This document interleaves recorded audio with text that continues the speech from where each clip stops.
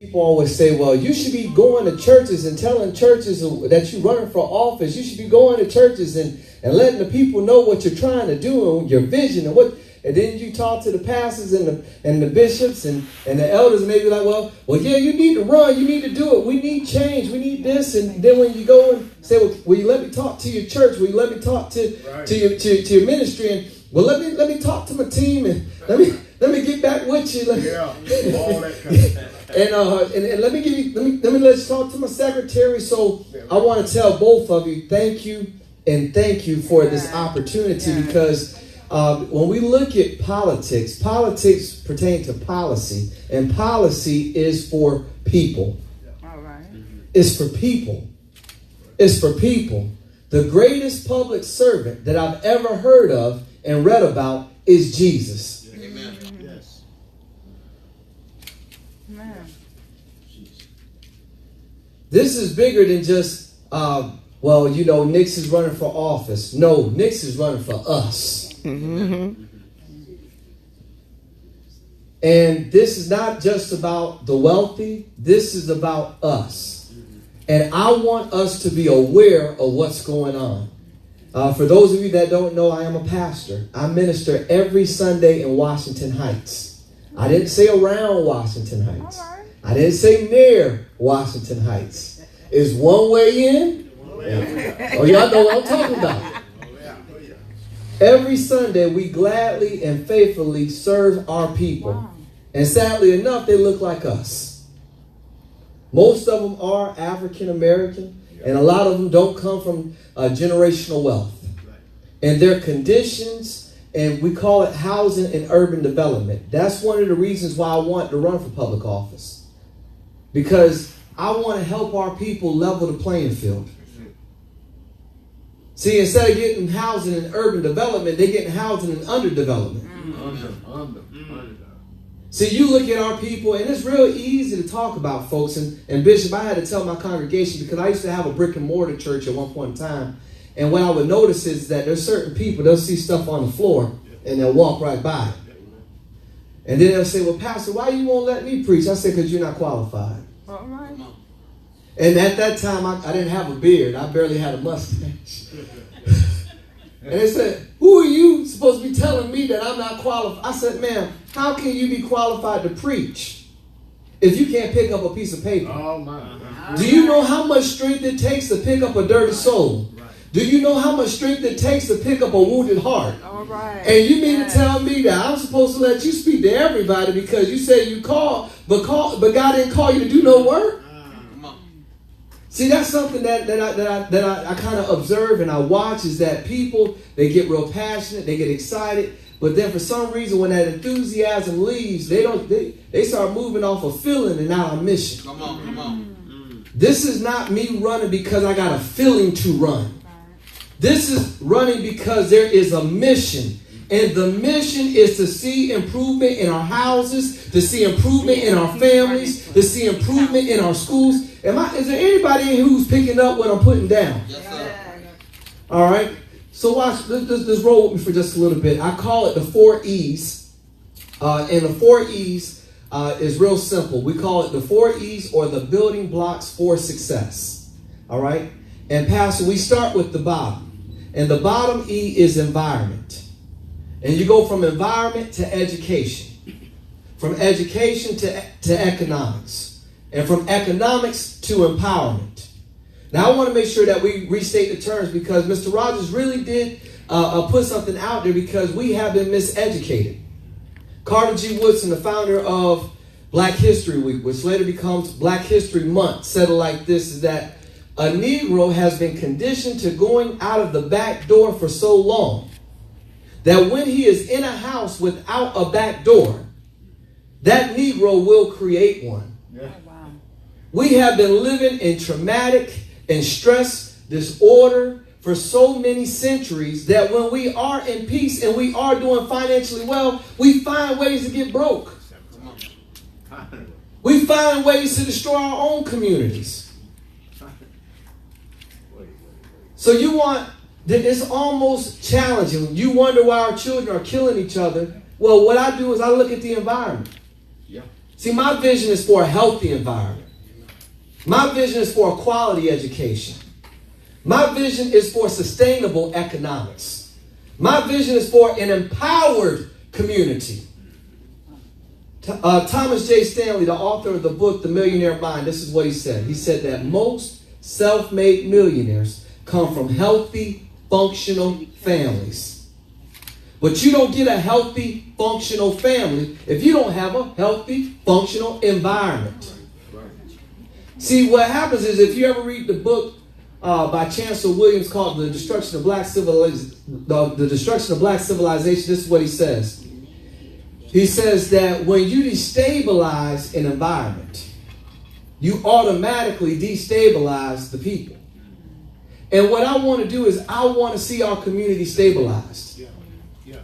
Everybody should have adequate housing. Everybody should have adequate food. Everybody should have adequate transportation. Now, when I say this, people are like, well, don't people need to do something for themselves? This is what Martin Luther King said. It's easy to tell a man to pull himself up by his own bootstraps, but where does he get the boots from? So my objective is to leverage everything with the letter J. What did I just say? Letter J. Everything with the letter J. You want to know why? Because it's in District 7.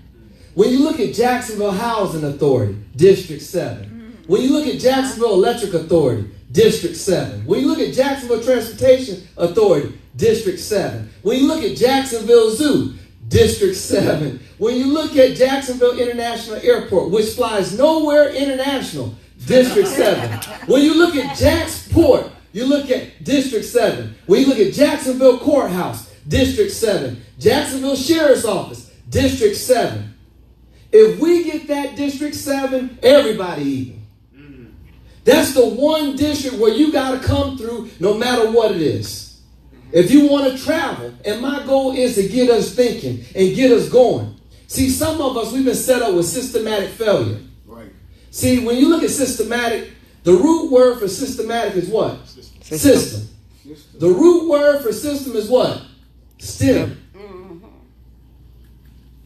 What do you get before a stem? Root. And what do you get before the root? The seed. Jesus never talked about our children. He never talked about our families.